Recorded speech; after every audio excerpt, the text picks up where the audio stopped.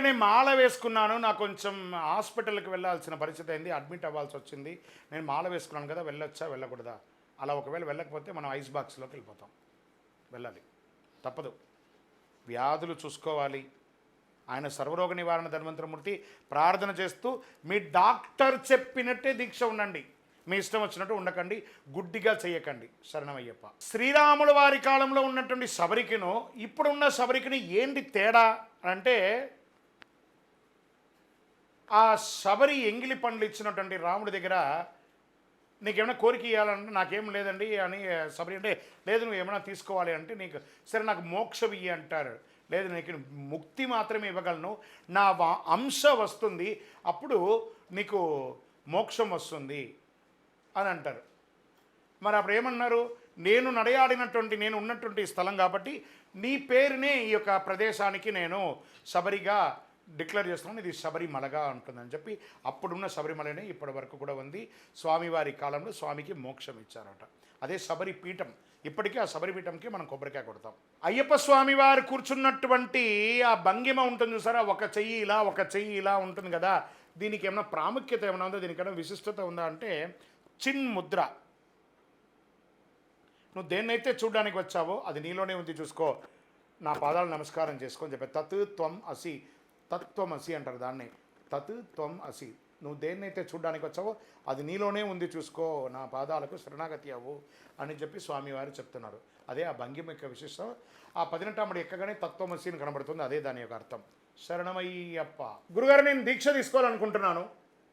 మా పరిసర ప్రాంతాల్లో ఉన్న అయ్యప్ప స్వామి దేవాలయం ఉంది, గురుముఖదా స్వీకరించాలా లేదా అక్కడ పూజ చేసే పూజారి దగ్గర తీసుకోవాలా? Controversial question, typical answer. బాగా గుర్తుపెట్టుకోండి. సాక్షాత్ అయ్యప్ప స్వామియే శబరిమల నుంచి దిగి వచ్చి మాల వెయ్యాలి అని కోరినా, మాల దీక్ష ఇచ్చేవాళ్ళు తాను దీక్ష తీసుకున్న తర్వాతే ఇంకొకరికి దీక్ష ఇవ్వాలి. నేను 360 రోజులు పూజ చేస్తూ ఉంటాం, మేము చాలా పవిత్రులం, మా దగ్గర మాల వేసుకోవచ్చని వితండానికి వెళ్ళకండి. మీరు ఇచ్చే దీక్ష బ్రహ్మచర్య దీక్ష. మీరు దీక్ష తీసుకోకుండా మీరు గృహస్థాశ్రమంలో ఉండి ఒకటికి బ్రహ్మచర్య దీక్ష ఇస్తే అది ఎంతవరకు కరెక్ట్? మన వంశానికి కదా మంచిది కాదు. తాను దీక్ష తీసుకున్న తర్వాత ఇంకొకరికి దీక్ష ఇవ్వాలి, అది గురువు అయినా పూజారి అయినా. శరణమయ్యప్ప. ఏమంటే ఇంతకుముందు కాలంలోకిను ఇప్పుడు ఉన్న కాలానికిను దీక్షలు జరుగుతుంటాయి కదా, అందులో అప్పుడు నిష్టగా ఉండేవాళ్ళు కొంచెం ఇప్పుడంతా తప్పుతున్నారు. దానికి ఏమైనా నియమ నిబంధనలు ఏమైనా ఉన్నాయా? దానికైనా పరిహారం ఉందా అంటే, ఇంతకుముందు కాలంలో నిప్పులో చేయబెట్టినా కాలుతుంది, ఇప్పుడున్న నిప్పులో చేయబెట్టినా కాలుతుంది. ఇప్పుడు నిప్పు ఒకటే, నీ చూపు మారింది అంతే. నియమ నిబంధనలు అంటే నువ్వు కమిట్మెంట్తో వచ్చి దీక్ష తీసుకున్నావు అంటే కమిట్మెంటే, నో కాంప్రమైజ్, అంతే. 35 మార్కు వస్తే నువ్వు పాసు, 34.5 వచ్చిందంటే 99 మార్కు వస్తేనే 100 రన్స్ కొడితేనే సెంచరీ, 99 కొట్టానండి, 100 కాబట్టి నియమలే. శరణమయ్యప్ప. అప్పుడేమో 35 మార్కులు, ఇప్పుడు అందరూ మన క్రికెటే కదా, 100 రన్స్ కొడితేనే సెంచరీ, 99 కాదు, మళ్ళీ వాడు 50 కొట్టినట్టే లెక్క. శరణమయ్యప్ప. గురుగారు, ఇప్పుడు మన తెలుగు రాష్ట్రాల్లో ఉన్నటువంటి నియమనిష్టలతో తమిళ రాష్ట్రంలోనూ కేరళ రాష్ట్రంలోనూ ఉండదు. ఎందుకంటే వాళ్ళ గురువు గారు ఎలా చెప్తే వీళ్ళు అలా విన్నారు. మనం ఆ యొక్క మాధుర్యాన్ని పొంది మన నిత్య జీవితంలో ఆ స్వామివారితో మమేకమైన 48 రోజులు వ్రతం ఉండి దీక్ష నియమాలు ఉండి మనం అనుభూతిని పొందుతున్నాం కాబట్టి మనం ఇలా ఉంటున్నాం. వాళ్ళ గురుగారు వాళ్ళకి అలా చెప్పారు. మీకు అదెందుకు కనబడుతుంది? ఆ దీక్ష అక్కడ అలా ఉన్నారని ఎందుకు మీరు ఆలోచిస్తారు? ఇంత ఘోరకీకారణలు స్వామివారు ఎలా వచ్చారు, అప్పుడు ఎలా గుడి కట్టారు, ఇవన్నీ ఆలోచించండి, తప్పులేదు. వాళ్ళ దీక్ష ఎలా ఉంటే మనకెందుకు, మనం పర్ఫెక్ట్గా ఉంటాం. శరణమయ్యప్ప. స్వామివారి యొక్క దేవాలయం వెనక ఉన్నటువంటి భస్మ కులం అంటే ఏంటి? ఈ భస్మకుల విశేషం ఏంటంటే, ఉరక్కుళి తీర్థం అని పైన ఉంటుందండి. శబరిమల నుంచి ఒక 6-7 కిలోమీటర్ అవతల, అక్కడి నుంచి రాళ్ల రప్పల నుంచి వచ్చే జలాన్ని తీసుకొచ్చి ఇందులో నింపుతారు. స్వామివారి అభిషేక జలం కూడా అందులో ఉంటుంది కాబట్టి అందులో స్నానం చేస్తే వ్యాధులని తీరుతాయంటారు. దాన్ని భస్మ కులం అంటారు. ఎగ్జాక్ట్ స్వామివారి గర్భాలయానికి వెనక భాగంలో ఉంటుంది. శరణమయ్యప్ప. గురుస్వామి గారు అయ్యప్పకు కంఠంలో మణి ఉంటుంది కదా, మణికంఠ అంటారు కదా, ఎందుకు ఆయనకి ఆ మణి ఉంది, ఆ మణికంఠాన్ని ఎందుకు పిలుస్తారు అని అంటే, మోహినికిను శివుడికిను పుట్టిన తర్వాత ఆ మోహిని అవతారంలో ఉన్నటువంటి మహావిష్ణువు తన మెడ మీద ఉన్నటువంటి మణిహారాన్ని ఆ చంటివాడికి వేసేస్తారు. వెంటనే స్వామివారికి మణిహారం ఒక ఒక స్టాండర్డ్ ఆభరణంగా ఉంటుంది. పందల రాజావారికి అడవిలో దొరికిన తర్వాత ఇతనికి నామకరణం పెట్టాలి కదా. అందరూ బారసాల చేయాలని డిక్లేర్ చేస్తే ఏం పేరు పెట్టాలని తెలియకుండా ఉంటే అప్పుడేంటంట, మణికంఠ అను నామముతో పెంచిరి రాజులు మురిపెముగా, స్వామి మహిమతో రాజునకు కలిగెను సుతుడు మరి ఒకడు. అలా స్వామివారికి మణిహారంగా పెట్టాడు. మణికంఠుడు అంటే చిన్న బాలుడు, మణికంఠాన్ని కంఠంలో ధరించిన వాడు మణికంఠుడు కాబట్టి మణికంఠ అని పేరు వచ్చింది. శరణమయ్యప్ప. ఇదే గంటని పిల్లలు లేని వాళ్ళందరూ కూడా శబరిమలలో ఆ గంటను మూడోసారి వేసుకున్న వాళ్ళందరూ వెళ్ళి అక్కడ పోయి తగిలిచ్చి, స్వామి మా ఇంట్లో మణికంఠ మీరు వచ్చి ఉయ్యాల ఊగండి అని చెప్పి అందరూ పిలుస్తుంటారు. అక్కడ కూడా మనం అక్కడ కడతామో లేదో పీకేసుకొని వెళ్ళిపోతూ ఉంటారు, చూస్తుంటారు. అదే మణికంఠుడి యొక్క విశిష్టత. ఎంతమంది ఇళ్లలో సంతానం లేని వాళ్ళు ఆ మణికంఠుడిని ప్రార్థన చేస్తే సంతానం అయ్యింది. అద్భుతంగా ఉన్నారు. శరణమయ్యప్ప. అండ్ గురుగారు దీక్ష తీసుకున్న వాళ్ళు కార్యార్థి అయి వేరే గ్రామాలకి వెళ్ళవచ్చా? ఒకవేళ అక్కడ రాత్రి నిద్ర చేయాల్సి వస్తే పరిస్థితి ఏంటి? ఇక్కడ పూజ భంగం అవుతుంది కదా, ఏం చేద్దామనంటే వెళ్ళవచ్చండి. మీ వృత్తిపరంగా మీరు ప్రయాణం చేస్తున్నారు కాబట్టి తప్పులేదు.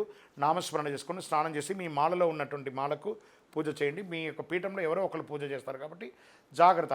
ఆహార నియమాలంతా కూడా పక్కనే కదా అయ్యప్ప స్వామి దేవాలయంలో ఉంటుంది కాబట్టి అక్కడ స్వీకరించండి. మళ్ళీ యాజ్ డీస్ మరుసటి రోజు మీ నిత్య పూజలు. దానివల్ల మీ యొక్క నిత్య పూజ ఏం భంగం కాదు. అందుకని దొరికింది కదా, గురుగారు చెప్పారు కదా అని చెప్పి రోజు బయట బలాదులు తిరక్కండి. శరణమయ్యప్ప. గురుగారు నేను పూజ చేస్తూ నేను బయట ఊర్లోకి వెళ్ళినప్పుడు ఏ రకంగా పూజ చేసుకోవచ్చు? 108 శరణఘోష చెప్పుకోండి, అయ్యప్ప స్వామి అష్టోత్తరం చెప్పుకోండి, నమస్కార శ్లోకం చెప్పుకోండి. ఈరోజు అన్ని మాధ్యమాలు ఉన్నాయి కదా, మీ నోటికి రాలేదా? యాప్లో డౌన్లోడ్ చేసుకోండి, గూగుల్లో చూడండి, చూసి చదవండి, చెప్పండి. కానీ చెప్పండి, చదువు లేని వాళ్ళు ఎవరైనా ఉన్నారా? అందరికీ అన్నీ తెలుసు. చూసి చదవండి, చెప్పడం ఒక 15-20 నిమిషాలు మనం స్పేర్ చేయలేమా? దాన్ని వదిలేసి ఫేస్బుక్లోను వాట్సాప్లోను గంటలు గంటలు ఉంటాం కదా. ఈ 15 నిమిషాలు దైవనామస్మరణ చేయండి, కనెక్ట్ అవ్వండి. శరణమయ్యప్ప. ఇప్పుడు నేను ఉద్యోగ రీతిగా బయటకు ఉంటానండి, పొరపాటుగా నాకు బాత్రూమ్ లెట్రిన్ వెళ్ళాల్సి వచ్చింది, నేను వెంటనే స్నానం చేయాలని నేను ఆఫీస్లో ఉంటాను. అలా కాదట. అందుకే ఆహార నియమాలు కరెక్ట్గా ఉండాలని చెప్తాను నేను. మీ ఆఫీస్లో బాత్రూమ్ ఉంటుందా? స్నానం చేయడానికి బట్టలు ఉంటాయి, ఎవరైనా ఒప్పుకుంటారా? మీ ఆఫీస్లో మీరు ఒక ఎంఎన్సీలో పనిచేసేవాళ్ళు పోయి నేను స్నానం చేస్తానంటే కుదురుతున్నా? కాదు. ఆహారం జాగ్రత్తగా ఉండండి. ఒకవేళ అలాంటి పొరపాటు జరిగిందండి, విరోచనమే అయ్యింది, మేము 25 రకాలు మొక్కుకున్నామండి అయ్యప్పటికి పెట్టాలని, ముందు రోజు రాత్రి 25 రకాలు తింటారు, మరుసటి అది ఊరికే ఉంటుంది అది తిన్నది, అలాగే బయటికి వస్తుంది. ఆఫీస్ వదిలేసి రాలేరు కదా, లీవ్ పెట్టలేరు కదా, ఇంటికి వచ్చాక స్నానం చేసి మళ్ళీ యాజ్ డీస్గా దీక్షలో పాల్గొనండి, అంతే.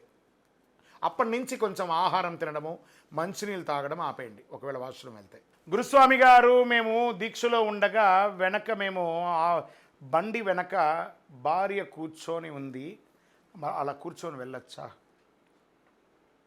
మీరిద్దరే ఉన్నారండి, మీ తల్లిదండ్రులు ఏదో ఊర్లో ఉంటారు, మీ చంటి పాపకు జ్వరం వచ్చింది, మీ ఆవిడని మీరే తీసుకెళ్లాల్సిన పరిస్థితి, లేదా మీరే పోయి ఆఫీస్లో వదలాల్సిన పరిస్థితి. ఆవిడ పక్కన కూర్చుంటే ఏమైనా షాక్ కొట్టేస్తుందా? ఇంకా ఆవిడ ఎలా వెళ్ళాలి?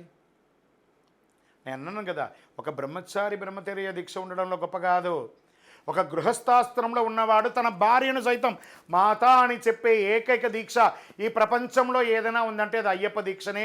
ఆ అయ్యప్ప దీక్షలో దోషం లేదు, తప్పు ఉంటే మీరు చూసుకోవాలి, మీలో తప్పు రాకుండా. ఆ బండిలో ప్రయాణం చేసిన మంత్రాన, పక్కన ప్రయాణం చేసిన మంత్రాన అవన్నీ లేదు. నేను నా బాల్యంలో అయ్యప్ప స్వామి దేవాలయంలో అర్చకుడిగా ఉన్నప్పుడు మాకు 10x10 రూమ్, అదే గుడి లోపలే ఉంటుంది ఆ రూమ్. నేను దీక్ష తీసుకుంటాను ఆ రూమ్లోనే, నేను వచ్చి పైనుంచి వాళ్ళు అంటుముట్ట అయినప్పుడు నేను వచ్చి వంట చేసి పెడితేనే భోజనం. అలాంటి పరిస్థితులంతా ఉన్నాయి. మీరు ప్రతి దేవాలయంలో ఉన్న అర్చకులను అడిగి చూడండి, వాళ్ళు చెప్తారు. మీరు కాకపోతే మీ భార్యకు భర్తగా మీరు చేయాల్సిన సేవ చేయకపోతే ఇంకెవరు చేస్తారు? చేసే తీరాలి. మీ యొక్క పనిని మాదిలేసి నేను ఎక్కడో సన్నిధానంలో ఉంటా, నాకు సంబంధం లేదు, నువ్వు ఎట్లయినా పో అంటే కాదు. మీ ఇంట్లోనే సన్నిధానం పెట్టుకోండి, ఇంట్లోనే పూజ చేయండి, అయ్యప్ప అనుగ్రహం ఎక్కువ ఉంటుంది. శరణమయ్యప్ప. అఖిలాండ కోటి బ్రహ్మాండ నాయకుడు అయ్యప్ప స్వామి వారి 18 అవతారాల దేవాలయం తిరుపతిలో రానున్న 9/11/2024 బ్రహ్మశ్రీ డాక్టర్ చంద్రమౌళి గురుస్వామి గారి ఆధ్వర్యంలో మహాశాస్త పూర్ణాపుష్కల మహాకళ్యాణ ఉత్సవం జరగబోతుంది. అందరూ కూడాను ఈ కళ్యాణ ఉత్సవాన్ని మ్యాక్సిమం నేను లైవ్ పెట్టడానికి ప్రయత్నం చేస్తాను. అందరూ రండి, స్వామివారి దర్శనం చేసుకోండి. సంవత్సరంలో ఒక్కసారి జరిగే ఈ కళ్యాణోత్సవానికి మీరందరూ రావాలని కోరుకుంటున్నాము. ఆ రోజు నుండి జనవరి 14 వరకు మన దేవాలయంలో నిత్య అన్నదానం ఉంటుంది. అటు మీదుగా శబరిమలకి వెళ్ళేవాళ్ళు 12:30 నుంచి 1:30 వరకు అన్నదానం ఉంటుంది. ఆ ప్రసాదం కూడా స్వీకరించండి. ఇదే మా యొక్క ఆహ్వానంగా భావించి తప్పకుండా రావాలని కోరుకుంటున్నాం. శరణమయ్యప్ప. స్వామి శరణమయ్యప్ప. అఖిలాండ కోటి బ్రహ్మాండ నాయకుడు శ్రీ ధర్మశాస్త్ర అయ్యప్ప స్వామి 18 అవతారాల దేవాలయం తిరుపతిలో రానున్న రోజుల్లో 27 నక్షత్రాలకు ఒక దేవాలయాన్ని నిర్మించబోతున్నాం. అశ్విని పర్యంతం, రేవతి మరియు అభిజిత్ నక్షత్రానికి ఒక దేవాలయం. ప్రపంచంలో ఎక్కడా లేదండి. 27 నక్షత్రాలకి అతి త్వరలో నిర్మించబోతున్నాము. మనం అందరం కూడాను 27 నక్షత్రాల్లోనూ, 12 రాసుల్లోనూ, 9 గ్రహాల్లోనూ, అష్టదిగ్బాలకుల్లోనూ ఏదో ఒక దాంట్లో ఉంటాం. కాబట్టి మనమందరం కూడా పుట్టినందుకు ఒక్కసారైనా దర్శించుకోదగ్గ ఒక మహాక్షేత్రంగా అదే అయ్యప్ప స్వామి దేవాలయం పక్కనే 27 నక్షత్రాలకి దేవాలయం నిర్మించబోతున్నాము. అందరూ దర్శించుకోండి. శరణమయ్యప్ప. For more videos like this, subscribe Big TV channel.